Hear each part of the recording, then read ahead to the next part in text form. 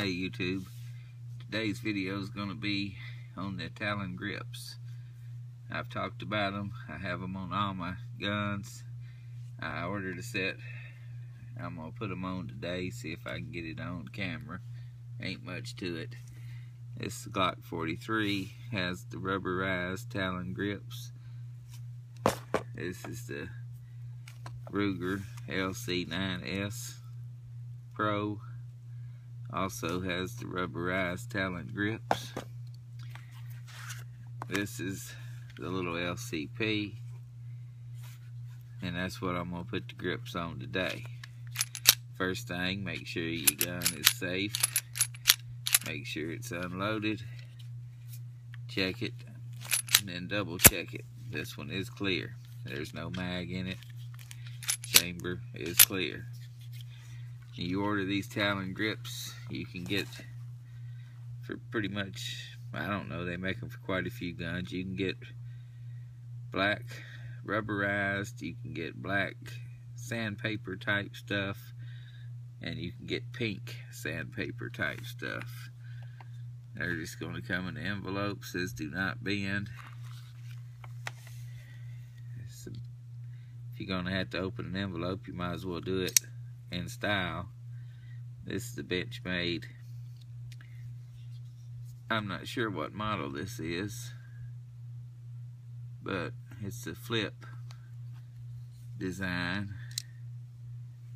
If you never had a Benchmade knife, well, you're missing out, because they're really nice. But anyway, back to the Talon Grips. We'll open them up here and see what's going on. They're not hard to install. When you get them, they'll come in an envelope like I said, and they'll have handwritten. They have thanks with your name on it, so you know somebody's actually up there working in the place. That's what they're going to look like. These are small because they're for the little tiny Ruger LCP. You'll get a Talon Grips sticker, which I have a bunch of them. Then you're going to get an alcohol wipe, which is important, because the first thing you're going to want to do is wipe down the gun to get all the oil and the fingerprints and everything else off of it. That is step one, and that is an important step. You're going to wipe it all down, which it don't take long with the little LCP, because it ain't much to it.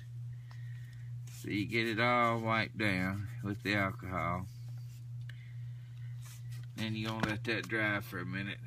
Now, there's certain ways you're going to have to wrap these. Most of them you're going to wrap them around from the back, and some of them you're going to wrap from the front. So it'll say in the instructions which is which you're going to need. But it's not too difficult to put on. There's a few steps. There's some critical steps, and the one is to heat it up before you put them on.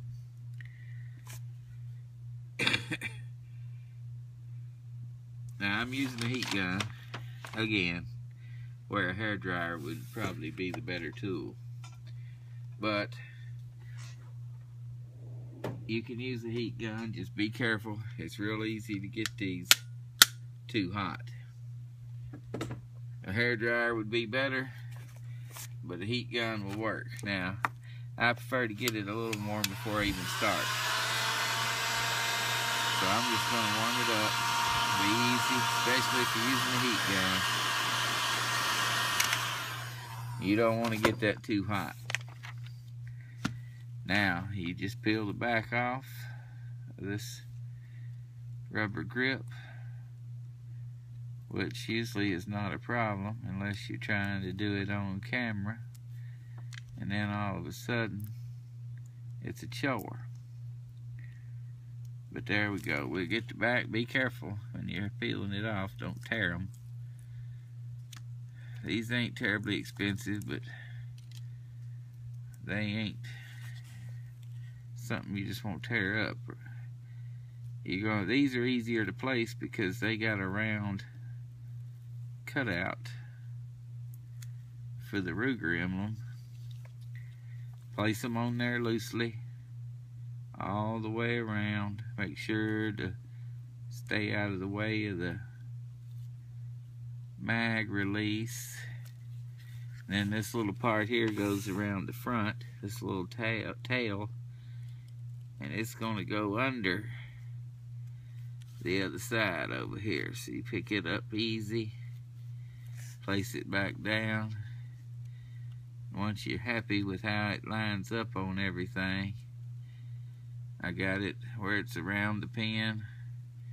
It's not in the way of the mag release. My circles are lined up on my Ruger emblems, and I'm happy with how that's setting. It's even in the back here.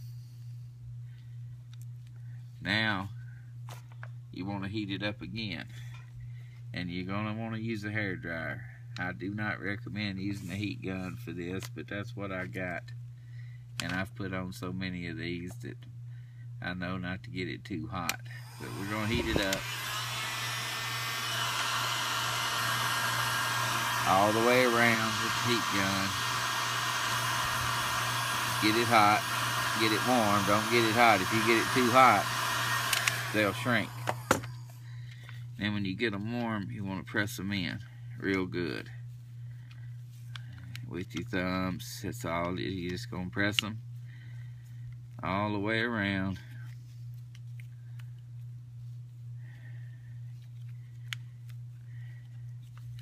If you put these on right, they'll stay on.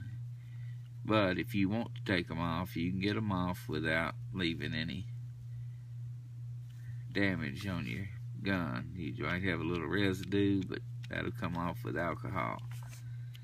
Now, they recommend, I believe, you do this a couple of times, and I'm going to.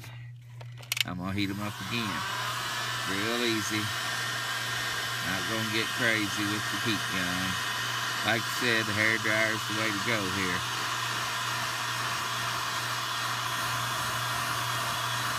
But get them hot, get them warm. I'm not going to say get them hot. If you get them too hot, they will start to shrink and the edges will roll up, and then you're pretty much going to have to peel them off and throw them in the trash. But that's all there is to it. And these things will really help your grip on the gun. There's not a lot of stippling on this LCP on the front and back, and that's where you're really going to be gripping it from.